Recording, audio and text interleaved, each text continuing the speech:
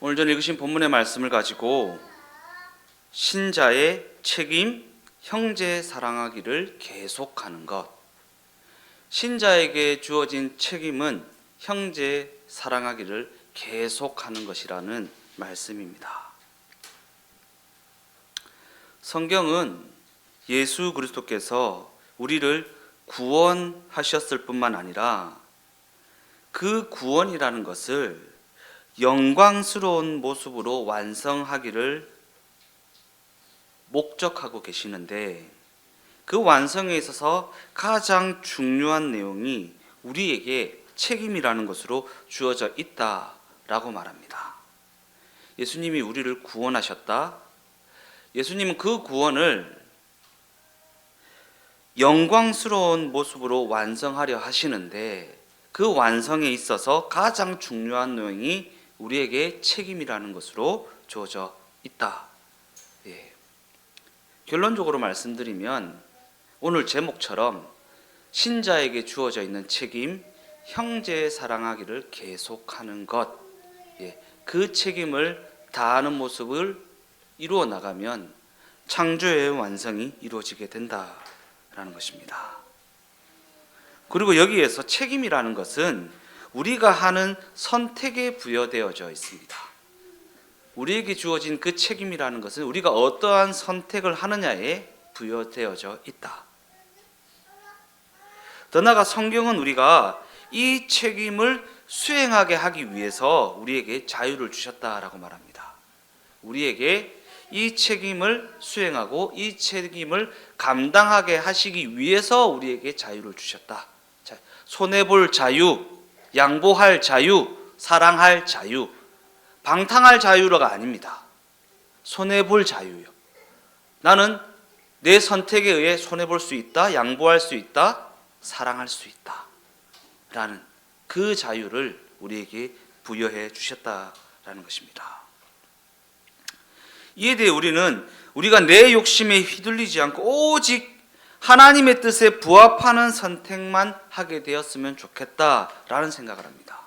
하나님, 제가 내 욕심에 휘둘리지 않고 오직 하나님의 뜻에 부합하는 선택만 하게 해 주십시오라는. 저도 청년 때 그런 생각 많이 했습니다. 내가 하는 선택이 하나님의 뜻과 딱 맞았으면 좋겠다. 이렇게 막 이티처럼 내가 하는 선택과 하나님이 하는 선택이 딱 이렇게 맞아져서 이렇게 손가락이 딱 이렇게 맞아졌으면 좋겠다. 이런 이티는 모르죠? 우리 애들이 죄송합니다. 그런 것처럼 하준이가 안다고 고개를 끄덕끄덕 거려주네요. 근데 우리는 욕심을 가지고 있어서 이해관계에 붙잡혀져 있어서 하나님의 뜻에 부합하는 선택을 하는 것이 쉽지가 않습니다. 그럼에도 우리는 우리의 선택이 하나님의 뜻과 부합하는 선택이었으면 좋겠다라는 생각을 합니다. 그러나 그럼에도 불구하고 하나님은 그와 같은 방식으로 일하시는 것이 아니라 우리에게 실책을 허락하십니다. 우리에게 실책을 허락하신다. 우리 인생이라는 경기를 뛰면서 실책을 많이 하셨죠. 잘못된 선택 많이 해오셨죠. 하나님이 일하시는 방식입니다. 우리에게 실책을 허락하신다라는 것입니다. 그와 같은 관점에서 신자라면 누구나 하나님의 뜻을 알고 싶어 합니다. 하나님의 뜻이 어디에 있는지. 왜요? 실패하고 싶지 않거든. 성공만 했으면 좋겠거든. 완벽했으면 좋겠거든. 그러니까 하나님의 뜻이 어디 있는지, 하나님의 뜻을 딱 알아채리고 그 뜻에 맞는 선택을 해서 절대 실패하지 않겠다. 그래서 신자가 하나님의 뜻을 묻는 것은 너무나도 정당하고 너무나도 당연한 것입니다. 그런데 실제적인 관점에서 우리는 하나님의 뜻을 묻는 것을 하나님에게 책임을 전가하는 수단으로 이용할 때가 많이 있다라는 것입니다. 하나님에게 책임을 전가하는 수단. 내가 책임지고 싶지 않다는 것입니다. 나는 하나님에게 뜻을 물었고 나는 그저 응답해 주신 대로 했을 뿐이다. 그러기에 나는 아무런 책임이 없다. 나에게는 아무런 책임이 없다. 라는 식으로 밑밥을 간다라는 것입니다. 물론 우리가 하나님의 뜻을 알고 싶다고 해도 아무리 때를 써봐도 하나님은 속 시원한 답을 해주지는 않습니다. 그죠? 그러다가 우리가 하나님의 뜻과 다른 길로 가게 되면 어떠한 일에 직면하게 됩니까? 실패에 이르게 하는 변수에 직면하게 된다라는 것입니다. 실패에 이를 수밖에 없는 변수에 직면하게 된다. 그로 인해 우리의 삶에는 후회와 원망이 생기게 된다라는 것입니다. 하나님 왜 내 기도에 응답해 주지 않으셨습니까? 확실하게 응답해 주셨으면 제가 이런 일을 당하지는 않았을 것 아닙니까? 그렇게 부르짖었는데 왜 그냥 내버려 두십니까? 라고 하는 원망과 불평을 늘어놓을 때가 얼마나 많이 있었습니까? 하나님은 왜 이렇게 속 시원한 답변을 해주지 않으시는 것일까? 속 시원한 답변을 해주지 않으시는 것일까? 하나님은 이에 대해 우리에게 이렇게 말씀하십니다.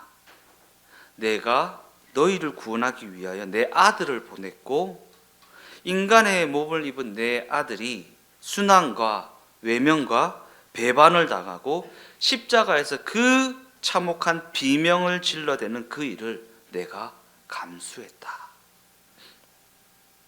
그리고 이는 다른 방법으로는 신자다운 신자가 만들어지지 않기 때문이다. 더 나아가 신앙이라는 것은 그 과정을 통해 각자의 분별과 각자의 실력이 자라야 하는 문제이기 때문이다. 자라야 하는 문제입니다. 자라야 하는 문제. 예. 우리 벼농사 짓는 성도님도 계시겠지만 벼를 자라라고 막 비료를 때려 붓는다고 해서 더 잘 자랍니까? 아니요. 기다려 주어야 합니다. 벼가 자라려면 기다려 줘야 됩니다. 식물이 생명체가 자라려면 기다려 줘야 됩니다. 때로는 때에 맞춰서 잘 자라는 친구가 있고 때로는 주변 사람들보다 조금 느린 사람도 있습니다. 그러나 중요한 것은 그가 자랄 때까지 기다려 주어야 한다라는 것입니다. 그래서 하나님이 부유하신 분이시잖아요. 무엇에 부유하십니까? 하나님이 무엇에 부유하십니까? 시간에 부유하십니다. 하나님은 시간에 구애를 받지 않으십니다. 많은 시간을 가지고 우리를 기다려 주시는 것입니다. 언제까지요? 우리가 신자다운 신자로 자랄 때까지, 신자다움을 갖출 때까지, 그 신자다움으로 말미암아 하나님의 영광이 될 때까지 우리를 기다려 주신다라는 것입니다. 예. 지난주 목요일 날 이제 우리 유연이가 석 달마다 뽑는 피를 이제 뽑고 왔어요. 피를 뽑고 이제 또 호중구 수치 하고 또 뭐죠? 적혈구 백혈구 이런 수치를 다 이제 혈소판 이런 거 했는데 이제 호중구는 정상치를 넘어섰습니다. 넘어섰는데 이제 또 혈소판 수치가 조금 떨어지는데 의사 선생님 얘기로는 정상이다라고 말할 수는 없지만 비정상이다라고도 말할 수 없다. 이게 하나님의 방식입니다. 예. 속 시원한 정상입니다, 비정상입니다, 완치입니다. 이런 답변을 우리에게 허락하지 않으세요. 네, 그냥 기다려 주십니다. 자랄 때까지. 그런데 의사 선생님이 우리 집사람한테 했던 얘기가 이것 때문에 음식을 더 많이 먹이거나 보약을 먹이거나 그렇게 하지 마라라는 거예요. 그런다고 되는 건 아니다. 기다려 주어야 한다.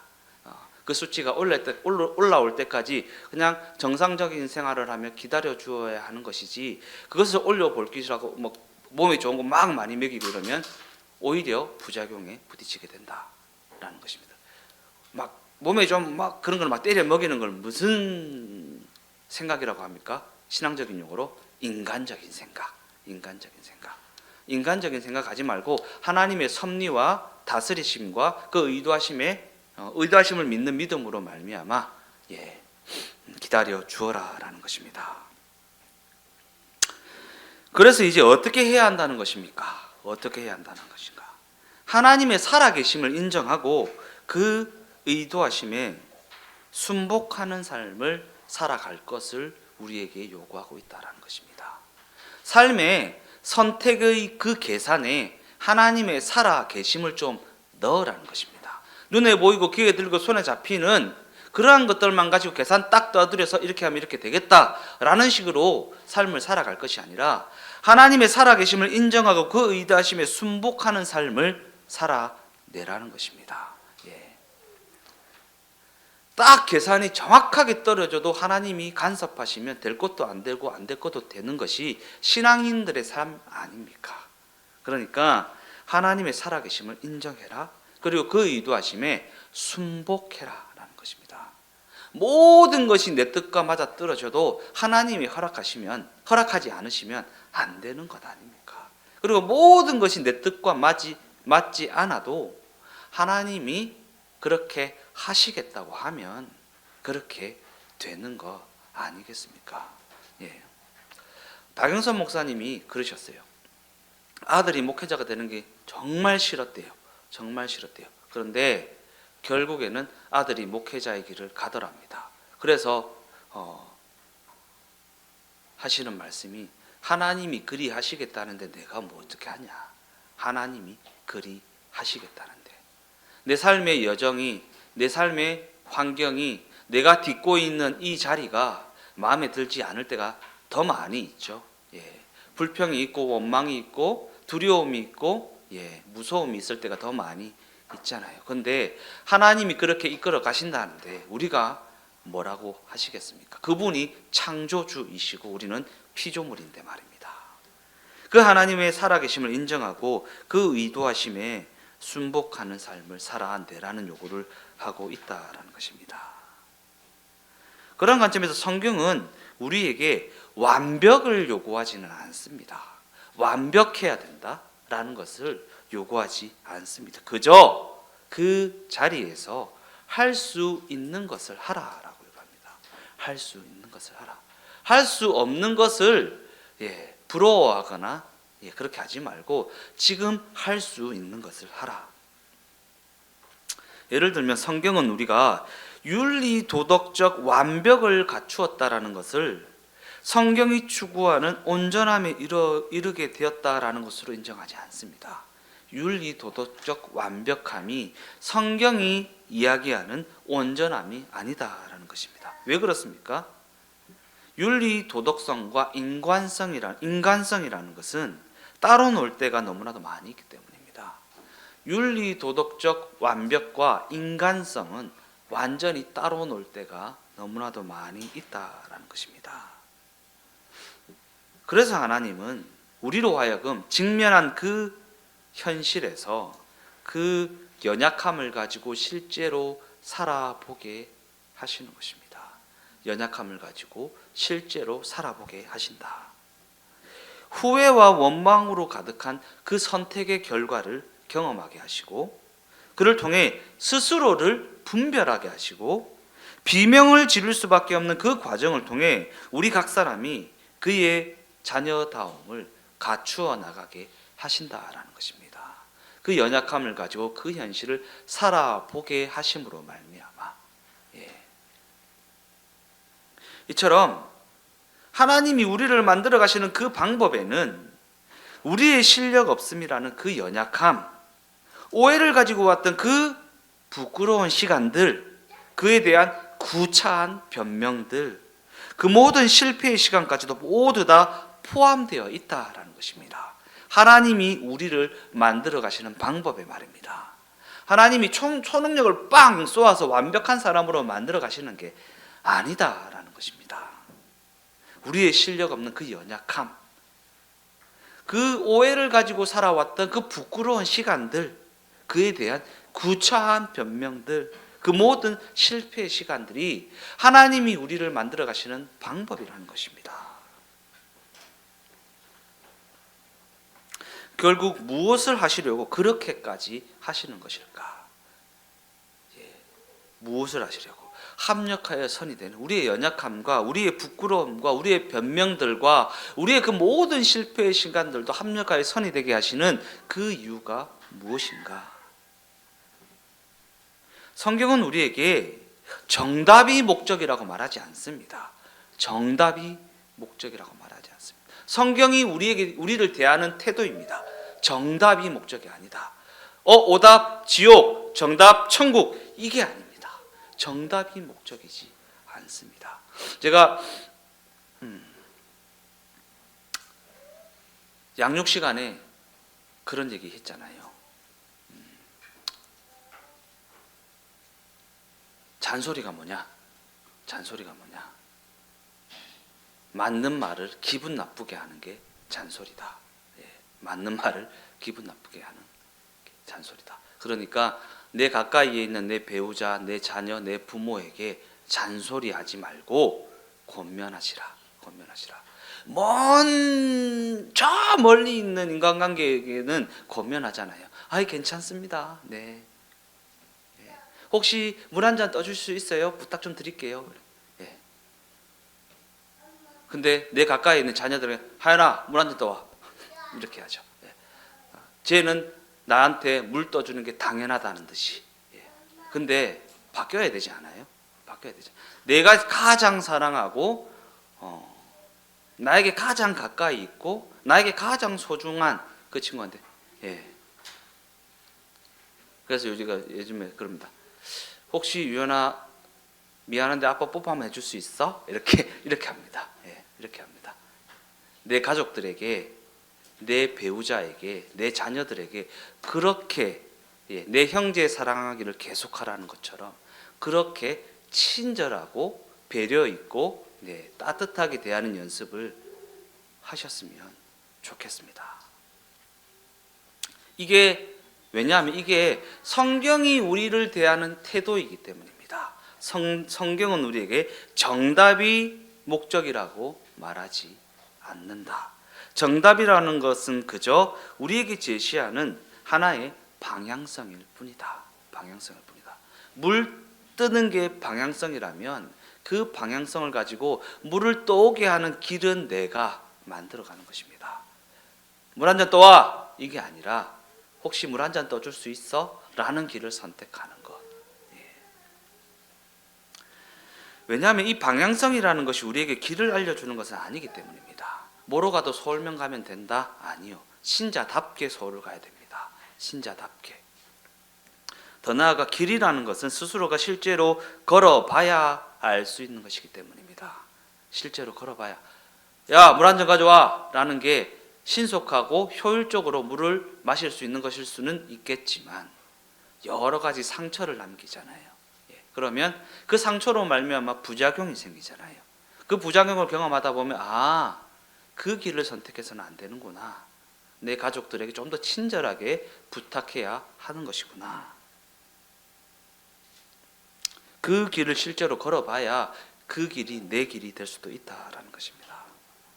즉 성경이 우리에게 제시하는 그 방향성을 가지고 실제로 걸어봐야 그 길의 어떠함을 알 수 있다는 것이고 실제로 걸어봐야 그 길이 내 길이 될 수도 있다라는 것입니다. 그래서 그 방향성이라는 것을 가지고 어떠한 길을 걸어내라는 것입니까? 오늘 본문은 우리가 걸어내야 할 그 걸음을 형제 사랑과 연결하고 있습니다. 형제 사랑. 형제 사랑하기를 계속하라. 여기서 말하는 형제라는 것은 우선적으로 신앙 공동체, 곧 교회를 이룬 공동체를 의미합니다. 우선적으로는 신앙 공동체, 한 몸을 이루게 된 교회 공동체를 의미합니다.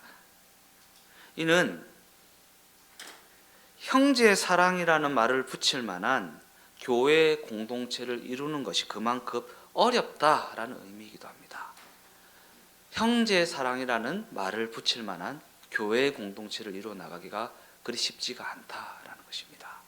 교회가 대형화되면 대형화될수록 더 그렇습니다.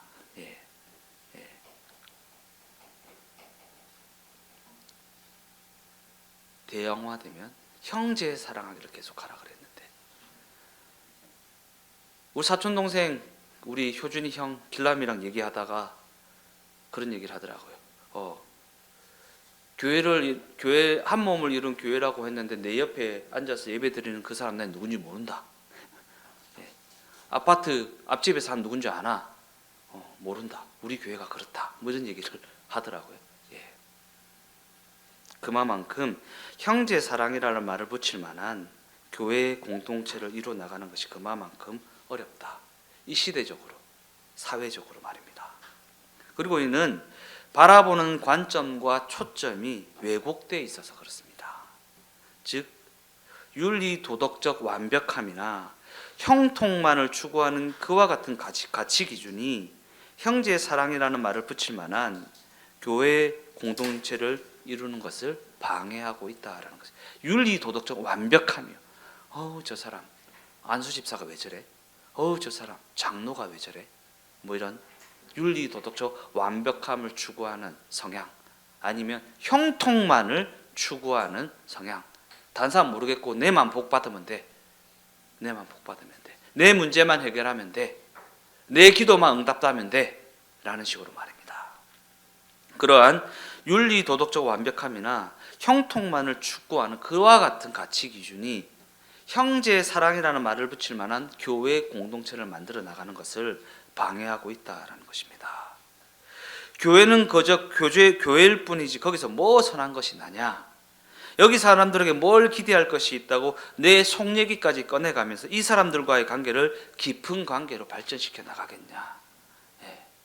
이게 형제 사랑이라는 말을 붙일 만한 교회 공동체를 이루어 나가는 것을 방해하는 요소다라는 것입니다.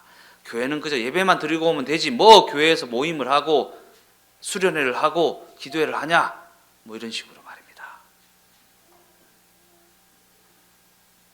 그러나 우리는 성경이 신자라는 존재를, 교회를 이룬 사람들을 반가워하고 그 신앙 공동체를 기뻐하는 존재로 정의하고 있다는 사실을 결코 놓쳐서는 안 된다라는 것입니다. 교회를 이룬 자들을 반가워하는 자들, 그 신앙 공동체를 기뻐하는 자들이 신자이다라는 것입니다. 물론 교회를 이룬 구성원들이 다 내 마음에 흡족한 것은 아닐 것입니다. 그러나 그럼에도 불구하고 내 마음에 들지 않는 그 사람을 형제로 받아들이는 연습이 바로 신앙생활입니다. 내 마음에 들지 않는 그 사람을 형제로 받아들이고 형제 사랑하는 것을 계속하는 것, 그것이 신앙생활이다. 그래서 교회 공동체 안에는 성숙한 신자가 있어야 한다라는 것입니다. 성숙한 신자가 어떠한 자들입니까? 본문이 이야기하고 있는 것처럼 형제 사랑하기를 계속하고 손님 대접하기를 잊지 않고 갇힌 자들을 생각하고 학대받는 자들을 생각하는 자. 그럼에도 신자들을 향한 이러한 성경의 요구는 그저 윤리 도덕적 규율이나 종교적 명령이 아닙니다. 너 그렇게 해야 된다 라는 식으로 하는 명령이 아닙니다. 또한 선행을 강조하고 있는 권면도 아닙니다. 그저 그냥 구제하듯이 선행하듯이 하는 그러한 권면도 아니다라는 것입니다. 왜냐하면 기독교 신앙은 그저 착하게 살아서 천국 가자는 이야기를 하고 있는 것이 아니기 때문입니다. 착하게 살아서 천국 가자. 물론 성경은 죄인들이 천국에 가는 이야기를 다루고 있습니다. 죄인들이 어떻게 천국에 가느냐? 성경은 이 천국이라는 곳을 예수님이 택하여 불러낸 죄인들이 가는 곳이라고 말합니다. 착하게 산 자들이 가는 곳이 아니라 예수님이 택하여 불러낸 자들이, 예수님이 택하여 불러낸 죄인들이 가는 곳이 천국이다.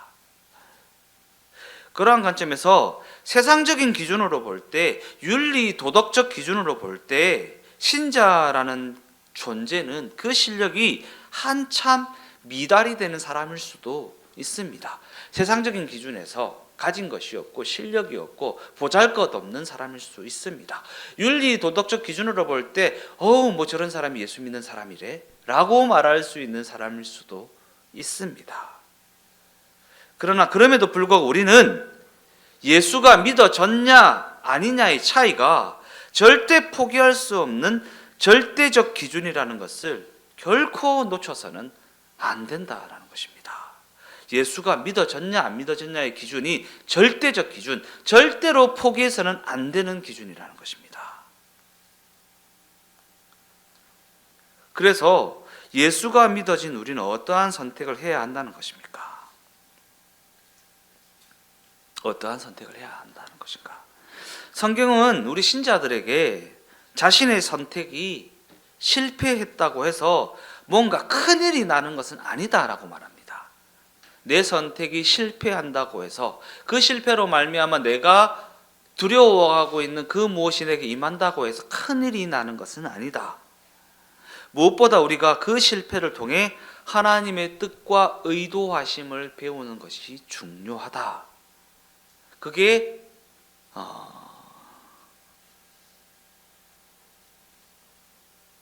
이 악한 때에 시간을 버는 것이다 라고 가르치고 있습니다. 세월을 아끼라라는 얘기 있잖아요. 때가 악하다 세월을 아끼라 라는 게 뭐냐면 내 선택이 실패할 수도 있다. 그 실패로 말미암아 어려움에 처할 수도 있다. 그러나 그럼에도 불구하고 우리 신자는 그것 때문에 큰일이 나는 존재는 아니다. 무엇보다 우리가 그 실패를 통해 하나님이 무엇을 의도하시고 무엇을 가르치기를 원하시고 무엇을 목적하고 계신가를 배우는 게 중요하다라는 것입니다. 즉 신자는 세상을 따라 선택하면 필연적으로 변수를 만날 수밖에 없다라는 사실을 배워야 한다라는 것입니다. 세상적인 기준을 따라 선택을 하면 잘 될 것 같은데 이렇게 하면 이렇게 되고 저렇게 하면 저렇게 될 것 같은데 라는 생각이 들 수도 있겠지만 결국 신자들의 삶은 그 선택의 결과는 실패에 이를 수밖에 없는 변수이다. 하나님의 간섭하심이다 라는 것을 잊지 말라는 것입니다. 그것을 배우게 되는 것이 세월을 아끼는 비결이라는 것입니다.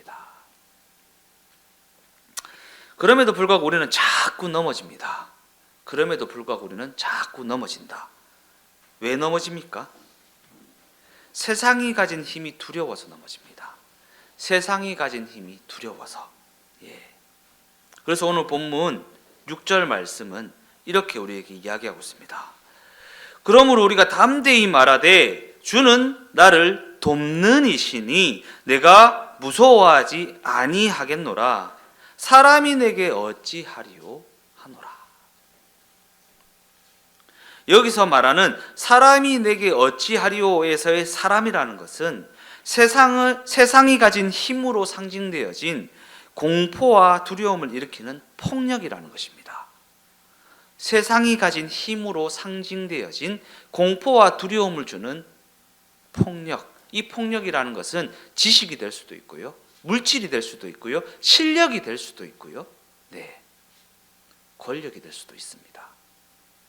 그것을 통해 우리가 공포를 주고 두려움을 주는 세상이 가진 힘으로 상징되어진 폭력. 왜냐하면 이 세상은 그와 같은 것들이 힘으로 여겨지는 곳이기 때문입니다. 반면에 신자는 무엇을 힘으로 여기는 자들입니까? 사랑을 힘으로 여기는 자들입니다. 사랑. 이 세상이라는 곳은 공포와 두려움을 주는 폭력이 힘으로 여겨지는 곳이지만 신자는 그곳에서 사랑이 힘을 가진 곳에 속하여 있는 존재로 존재해야 한다라는 것입니다. 그러니까 신자의 삶이 고달픈 것입니다. 그곳에서 사랑이 힘을 가진 곳에 속하여 있는 존재로 존재해야 한다라는 것입니다.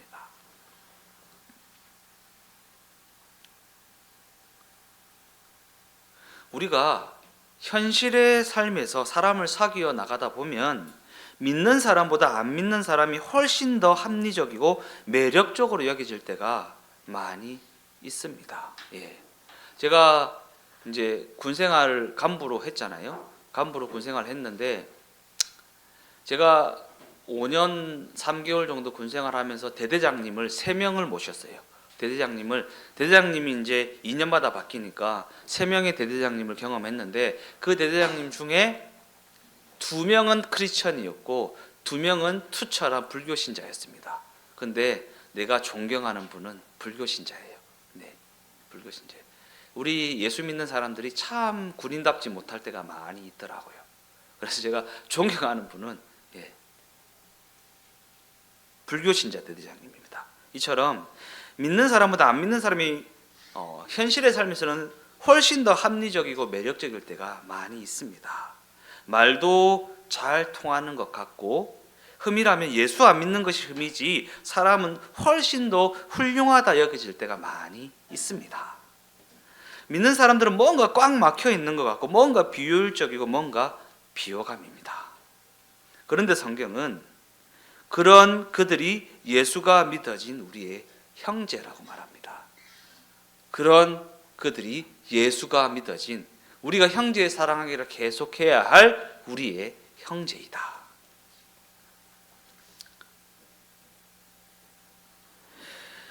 본문 8절 말씀입니다. 예수 그리스도는 어제나 오늘이나 영원토록 동일하시다. 무슨 의미입니까? 아브라함의 하나님, 곧 아브라함을 믿음의 조상으로 만들어내신 그 하나님이 당시 아브라함에게 일하셨던 것처럼 우리에게도 동일한 방식으로 일하고 계신다라는 것입니다. 믿음의 조상 아브라함 이러면 막 되게 위대한 사람처럼 보이잖아요. 근데 세상적인 기준으로 아브라함을 보면 참 죄송합니다. 병신 같은 놈입니다. 아들 놓으려고 막 첩의 자식을 놓고, 그죠? 몸종에게 아들을 놓고, 근데 그 몸종이 자기 본부인이 막 핍박하고 하니까 몸종도 쫓아버리고, 그 아들도 쫓아버리고, 그 몸종과 그 아들 책임져 주지도 않고 하는, 그냥 뭐 이런 대하 드라마에서 나오지 않는 그런 내용들이 아브라함의 삶에 기록되어져 있습니다. 그런데 그와 같은 아브라함을 믿음의 조상으로 만들어내신 그 하나님이 아브라함을 믿음의 조상을 만들어내셨던 것처럼 우리 신자들에게도 동일한 방식으로 일하고 계신다라는 것입니다. 그리고 이와 같은 정황이 바로 우리 모든 신자들이 직면하여 있는 신앙 현실이라는 것입니다. 신앙 현실이다. 그러니까 형제 사랑하기를 계속하라라고 하는 것은 하나님이 아브라함을 믿음의 조상으로 만들어주셨던 그 손길이 되어 주라는 것입니다. 형제 사랑하기를 계속하라. 그 사람이 조금 더 신자다워질 수 있게, 조금 더 명예로울 선택을 할 수 있게 형제 사랑하기를 계속해서 좀 기다려주고 양보해주고, 실패해도 사랑으로 보듬어주고, 너 왜 실패했어?가 아니라 그냥 모르는 척 넘어가주기도 하고, 알면서도 모른 척 하는 거. 근데 알면서도 모른 척 했다라는 것을 나중에 가서 알게 되면 얼마나 감동입니까? 그죠? 그런 것들을 우리 신자들이 좀 할 수 있어야 한다라는 것입니다. 결론적으로 말씀을 마무리하겠습니다. 에베소서 5장 15절에서 17절까지의 말씀입니다. 다 같이 읽어보겠습니다. 그런즉 너희가 어떻게 행할지를 자세히 주의하여 지혜 없는 자 같이 하지 말고 오직 지혜 있는 자 같이 하여 세월을 아끼라. 때가 악하니라. 그러므로 어리석은 자가 되지 말고 오직 주의 뜻이 무엇인가 이해하라. 저는 이 어리석은 자라는 부분에 잔소리하는 자라고 얘기하고 싶습니다. 정답을 가지고 막 기분 나쁘게 지적하고 하지 말고, 제가 설교에서도 여러 번 얘기했잖아요. 실패한 그 사람은, 잘못한 그 사람은 이미 알고 있고 그 잘못한 것으로 인하여 그 속을 썩이고 있을 거니까 지적하는, 정답을 알려주는 짓 하지 말고 겉면하고 모르는 척 해주고 기다려주라 라는 얘기를 제가 여러 번 했잖아요. 어리석은 자가 되지 말고 주의 뜻이 무엇인가를 이해하라. 주님이 무슨 의도를 가지고 저 사람의 인생을 이끌고 계신가를 이해하고 그 인생을 보듬어주고 친절하게 대해주라 라는 것입니다. 그리고 여기서 세월을 아끼라 라는 말씀은 주어진 그 정환, 속하여 있는 그 공동체에 대하여 책임 있게 살아내라라는 말씀입니다. 책임 있게 기다려주고 양보해주고 보듬어주는 책임을 다하라라는 것입니다. 왜 이와 같은 정황을 허락하셔서 이렇게 힘들고 고달프게 하십니까? 라는 불평을 하기에 앞서 직면한 경우와 그 자리에서 맡겨진 역할의 책임을 다하라는 것입니다. 맡겨진 역할의 책임을 다하라. 이 나라가 어떻고 이 교회는 어떻다라는 식의 불평은 잠시 잠깐 접어두고 내 남편이 어떻고 내 자녀가 어떻고 내 환경이 어떻고 내 집안이 어떻다라는 불평은 잠시 잠깐 접어두고 각자가 처한 그 자리에서 빛으로 존재하며 신자로 존재하며 그 빛의 역할, 그 신자로서의 역할, 예수가 믿어진 자로서의 모습으로 존재하라라는 것입니다. 때로는 침묵해야 할 때도 있고 때로는 고개를 숙여야 할 때도 있을 것입니다. 그러나 그럼에도 불구하고 그 사조에 동조하지는 마십시오. 저들에게 동요되지는 말라는 것입니다. 이 세상의 흐름에 너는 이 세대를 본받지 말고 마음을 새롭게 함으로 변화를 받아 하나님의 선하시고 기뻐하시는 그 온전한 뜻이 어디에 있는지 분별하고 그에 맞게 선택하며 살아가라 라는 로마서의 권면처럼 동조하지는 말고 동요되지는 말라라는 것입니다. 같이 악을 쓰거나 같이 보복을 가하거나 누가 더 공포와 두려움을 주는 세상적인 힘을 가졌는지 뽐내려 하지 말라라는 것입니다. 10월 27일 그 차별금지법 예배 때 우리가 200만을 모아서 저들에게 우리가 힘을 가졌다는 것을 보여줘야 된다. 이 논리가 아니다라는 것, 성경이 가르치는 것은. 저들이 우리에게 피해를 줘도 그럼에도 불구하고 감수하며 동요되지 않고 동조하지 않고 우리의 걸음을 걸어내는 것. 왜냐하면 신자의 역할은 그저 빛으로 존재하며 어두움을 비추는 것에 있기 때문입니다. 동조되지 않고 그저 빛으로 존재하는 것. 그것이 바로 신자의 역할이기 때문입니다. 계속하는 것. 무엇을요? 형제 사랑하기를 계속하는 그 길을 걸어내시는 우리 주동행교회 성도들이 다 되어지시기를 예수님의 이름으로 축원드립니다.